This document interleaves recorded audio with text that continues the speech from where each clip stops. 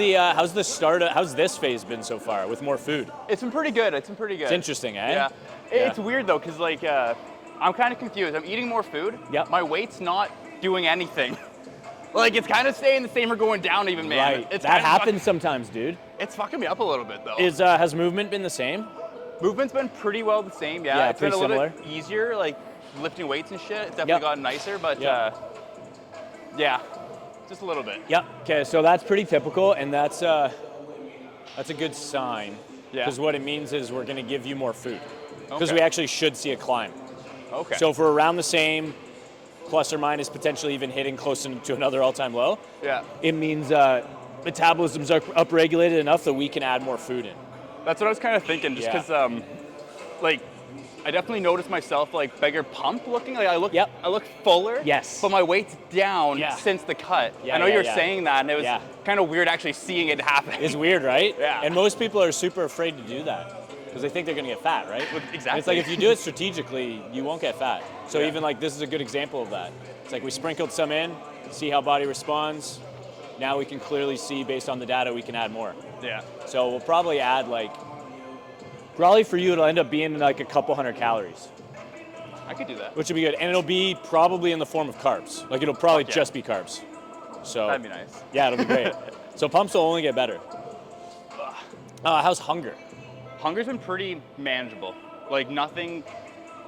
Yeah, crazy. That's how it should be. So I'm if anything, I'm finding it hard to finish all the food. Yeah, okay, that's typical. Yeah. Okay, good. Okay. That's usually the hard part. That's where if you're at that point where meals are already relatively filling, then what we do is we end up we'll find some lower volume foods.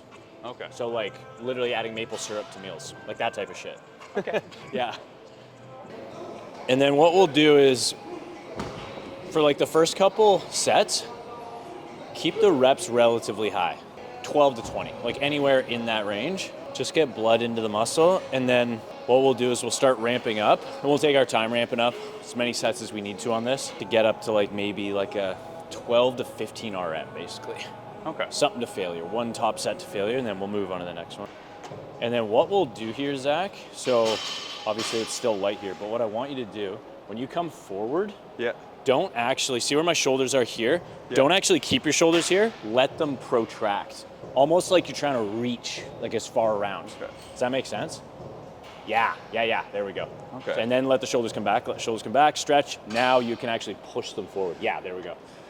Almost not that you're trying to get them here, you're trying to get your hands here. Yeah, long arms. Yeah, way better pec contraction on that if you can get the shoulders forward. Yeah, there we go. Good, do 2 more. And then what I'm gonna get you to do is squeeze your hands harder. Actually squeeze those, yeah, there we go. Clench your fist basically as hard as you can.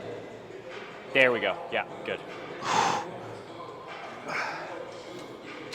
We'll do that right off the bat on this next one. Okay. Why you wanna do that is because right when you do that, you create tension up the whole arm. Okay. Yeah, so it was a huge mistake I was making on a lot of my lifts is I relax my hands, kind of what you're doing there. But it doesn't really work in your favor because right when you relax your hands, you also relax tension all the way up to the shoulder. Okay. Does that make sense? So it's right when you squeeze, you now create tension all the way in. Okay.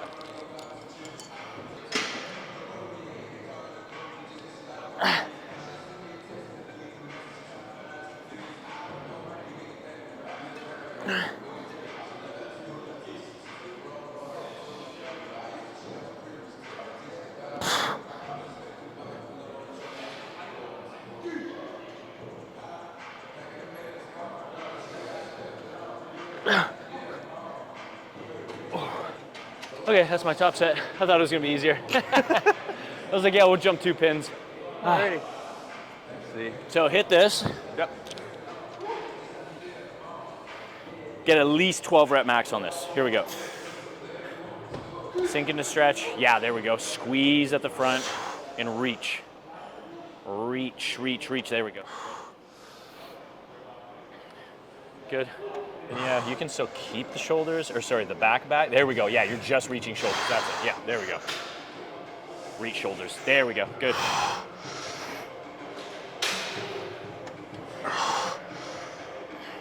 Yep, you're good. What rep you on? 8. Okay, we got 4. Let's go. 9. There we go. 10. Squeeze your hands. Good. Good. Get at least one more. Let's go. Go one more. It's still too fast. Go one more. Sink. Reach arms. Reach. Yes. Woo. Oh yeah, eh? That was close. That was good. How'd it feel? Fucking good. Yeah. Okay, so pause on the bottom once you get there for a second. Yeah, so what I want you to do, squeeze the bar with your hands. Okay. Yeah. Sometimes I won't even do a full hand. I'll just literally put my fingertips. Does that make sense? Like that? Okay. It's up to you how you want to do it. Yeah. But you could go handful around or like that. Either way, you're squeezing the bar as hard as you can. Now what you want. Yeah. So kind of set into position, kind of how you would in a pause. There we go. Elbows forward. There. Okay. Now press straight up. There. Does that make sense? Do you feel the difference? Elbows are, there we go. Because now your elbows are stacked right under your wrists. Like that's the position you want, way better. Because a lot of times when people do these incline presses, their elbows are behind, kind of where you were. Yeah. There we go, good. Go one more here just to kind of, good, yep, take a rest now, good. Leave some and just let it get kind of used to the movement first. Yeah. You can kind of think about that whenever you're pressing any of these, is like, where are your elbows? Where's everything, connected? So you just think about it like this, where's my wrists? My elbows need to be stacked under wherever my wrists are. Okay. So wherever the arm path is, your wrist will be underneath the hands, obviously. Yeah. Right? And then your elbows need to be under that as well. Like on this, most people are here. That's where you were. Yeah. But you're trying to press this way. So it doesn't make sense for the elbows to be here. It makes sense for the elbows to be here, right? Yeah. You know? So, okay. Big breath in. Drive. There we go. Yeah. Use speed out of the bottom. Good. Yeah. Control into the bottom. Get out of the bottom quick. There we go. Control into the bottom still. Slow into the bottom. Oh, okay. Yeah. Control. Then go fast. There we go. Good. Go one more here. Go one more. Then what we'll do is we'll add weight. Yeah, there we go. That looks good. So you're more primed on that. You kind of you got to feel the machine out. So we can do the same jump for you on the next one. We'll go 10 and 10 and just send it. Yeah, sounds good, man. This is my client, Zach. Zach Shredded. Hi, I'm Zach. I'm Shredded. This is Shredded Zach. Actually, so Zach just finished 12-week fat loss phase with me. Did we do full? We didn't extend it at all, did we? It was one extra week. It was 13. That's right. It was like 12 and a half. Yeah, that's right. Because I remember having that conversation. I was like, 12? No, we pushed it a little bit. Yeah. Because I was like, you want to just push to the Sunday? Exactly. And you're like, you know what? Screw it. Yeah. No, it was good. How much weight did you lose? Well, started out 205, went down to about 183. Yeah, and you overshot your goal. Yeah, right? By 2 pounds. So. Yeah, because when did we hit it? Like week 10 or something? Yeah, it was it was about a week before we stopped. Yeah. Okay. Yeah, week 10 or 11 then I guess. And then we're like, let's just keep going. Everything's bonus now, dude. Exactly. Yeah. So was that the leanest you've ever been? Or no? I wouldn't say the leanest I've ever been. Okay. In the last 5 years, yes. Yeah, gotcha. Yeah. Gotcha. So I was down to about 160 years ago. Yeah. But that was when I first started, and it wasn't really a healthy 160. It was. You were just too skinny? Oh, I was eating like 100 or 1,800 calories a day for like 3 months straight. Right. Got down to that, and I was just not healthy at all. Like, were you starving? Very much so, yeah. Yeah, gotcha. Yeah. What was your diet like then? Like, what did you do to cut the weight?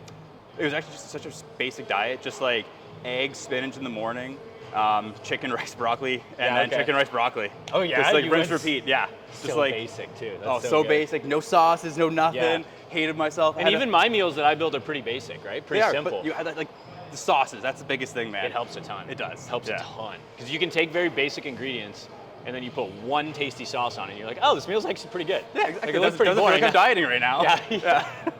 Yeah, no, you did a good job, dude. So now what we're doing is, for Zach, is we're gonna run you through probably around 12 weeks. We'll talk if we want to change that at all, because there is a lot more flexibility with like the maintenance phase. Mm-hmm. So now it's like we want to stay lean, stay at this body fat percentage, but we want to build up delts, build up arms, build up legs, build up back, build up lean tissue while staying lean, which most people suck at. They don't know how to do. Most people are actually really good at losing weight. You were. Yeah, I was. Right? It's like, and then you're like, how do I keep doing this, but then go hang out with my buddy in London and have beers? Yeah, and still look like that after the fact. Yeah, exactly. So that's what we're working on right now. So it'll be fun. And you get a bit of a breather in this phase too. Because like dieting is stressful. Oh yeah. So now it's like you can like come up for air, take a bit of a breather, eat more food. Like you were saying, you're actually like, your body weight's the same-ish, which it shouldn't be. It actually should climb in this phase. So that means I need to feed you more food. So we're gonna add more food in, right? And then we're gonna let it climb strategically to the targets that we want. And then we'll talk about going into a second fat loss phase. And that's when we're gonna get you shredded. That's when we'll get you to the leanest you've ever been. Yeah. So with this, it's like right when we start, like I already have tension right there. Okay. So the cool thing about this is like, say we do a full set, at the end, you can literally hit partials like this, and you get a ton out of it, because there's tons of tension on the delt with this, right? So. Okay.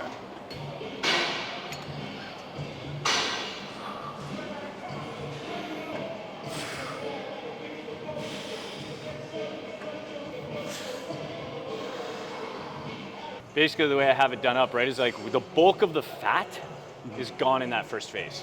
Now we just hold, and then that last one is where we're gonna like vacuum seal that. Where you're gonna be like, oh shit. Oh my God, look at that. That's where my delt's actually 3D popping. Yeah. So, because you can tell you can already have the start of it, right?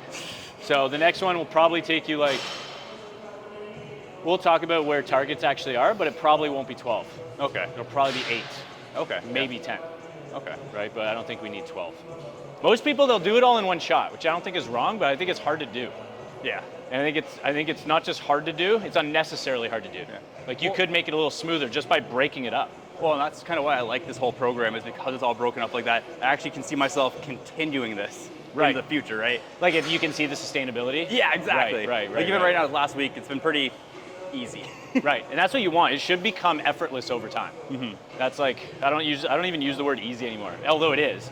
Sometimes it is easy. I just say it's kind of effortless, where you're like, you have this system now that kind of just self-propels itself, you know, where kind of you're at right now. Yeah. So you keep plugging away and you're good. We're just you're taking the same lifestyle shifts and frameworks and habits that you've already built in the fat loss phase. We're keeping all that. All you change is like get out of the deficit. Yeah. And just strategically throw a bunch of food at you. The right food, but like we got to throw a bunch of food at you.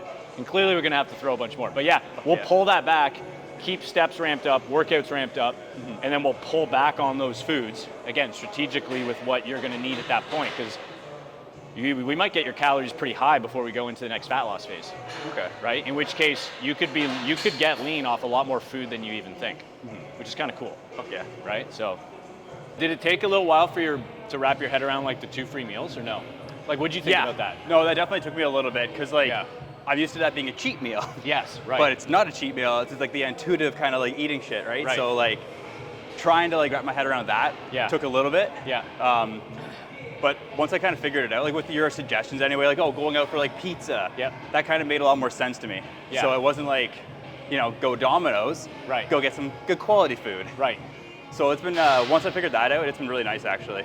Maybe it started making sense? Yeah. Yeah, once it starts to click, because I think it takes some time for people to override the programming from like, you have a meal plan or your macros or meal plan, and then you have a cheat meal, which is like by design directly opposed to the plan. That's why it's called a cheat meal.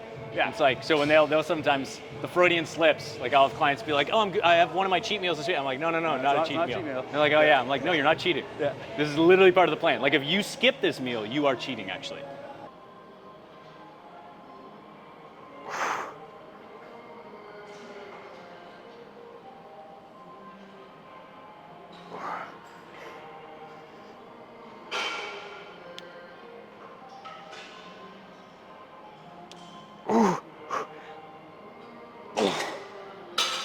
All right, last one.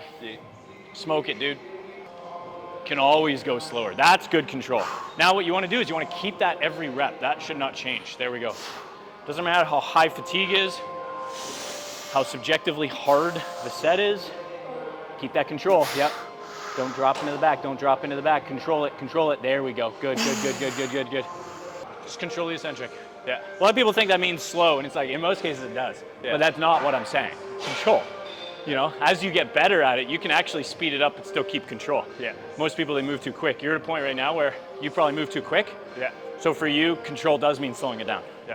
But at some point, you can actually move at a medium pace because the control's high, because you got the skill of getting good at it, right?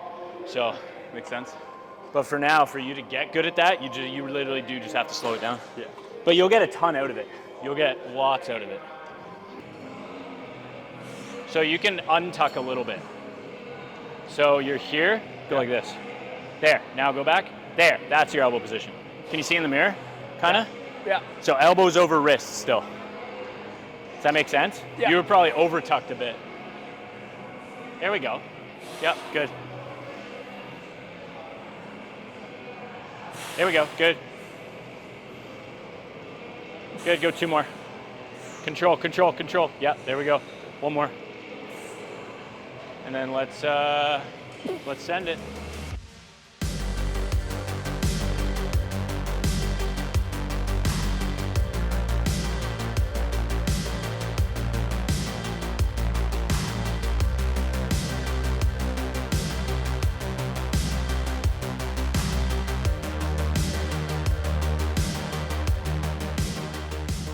Yeah, with this one, I'm less worried about full extension. Get there, that's great. But I want to optimize for full stretch. Okay. Like get into the, close this gap as tight as you can. Okay. Right? So that's going to be your weakest point in this movement. And that is a good thing to hang out in that weak point. So that's why on this too, I'll let my elbows flare because I can close that gap. I can't go any more than that. Yeah. Okay. So that's as full range as I'm going. There, yeah. Going straight up, don't come forward. There, does that make sense? Yep. Yeah. You don't want the bar here, you want the bar here. Go straight up. Straight up, straight. There we go, that's the path. Good.